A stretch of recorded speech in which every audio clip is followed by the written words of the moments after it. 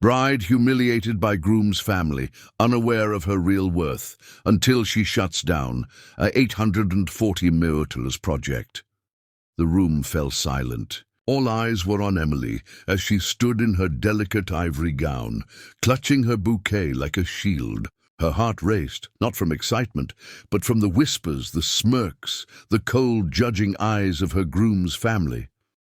Did she even go to a proper school? One aunt whispered, loud enough for Emily to hear. Who dresses like that at a wedding? Emily forced a smile, nodding politely to the extended hand of her new husband, Mark. Mark, who looked uncomfortable, but said nothing. Emily had always believed in kindness, in treating people with grace, even when the world didn't return the favor. But standing here, at the start of what was supposed to be the happiest day of her life, she felt invisible.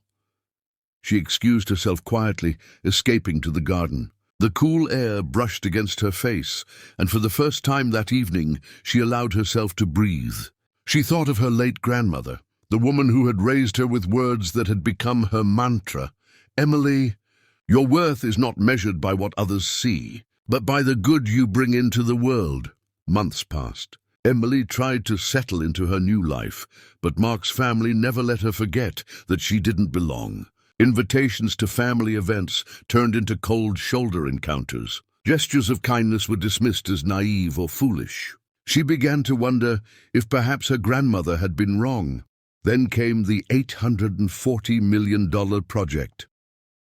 Mark's family owned a multinational construction firm, and they planned to develop a massive luxury complex on the outskirts of the city. Entire neighborhoods were to be cleared, families uprooted, natural habitats destroyed, and Emily was invited to a planning meeting, largely as a token gesture. She knew nothing of corporate politics, but she knew people.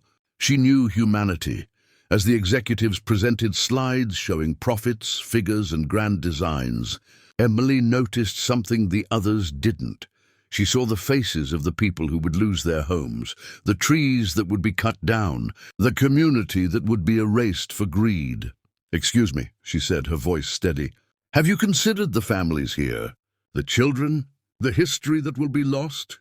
A hush fell over the room. The executives looked at her, dismissive at first. But Emily didn't stop.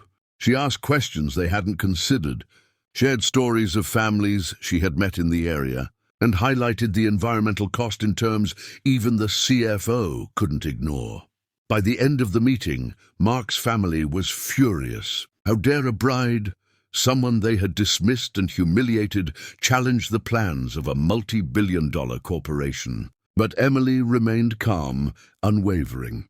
3 weeks later, the project was shut down. Every executive, every shareholder, every member of Mark's family had to acknowledge that Emily's voice mattered.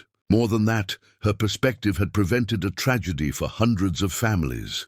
Mark, finally seeing her in a new light, whispered, "I never realized. You're incredible." Emily smiled, not out of pride, but out of the quiet satisfaction of knowing she had stayed true to her values. Weeks later, she returned to her grandmother's words. She realized that her worth had never been defined by appearances or by the shallow judgments of others. It had always been measured by the impact she had on the world, and in one brave, compassionate act, she had changed the course of hundreds of lives. From that day on, Emily didn't just walk through the world with kindness. She moved through it with courage, wisdom, and the unwavering knowledge that true strength is quiet, selfless, and transformative.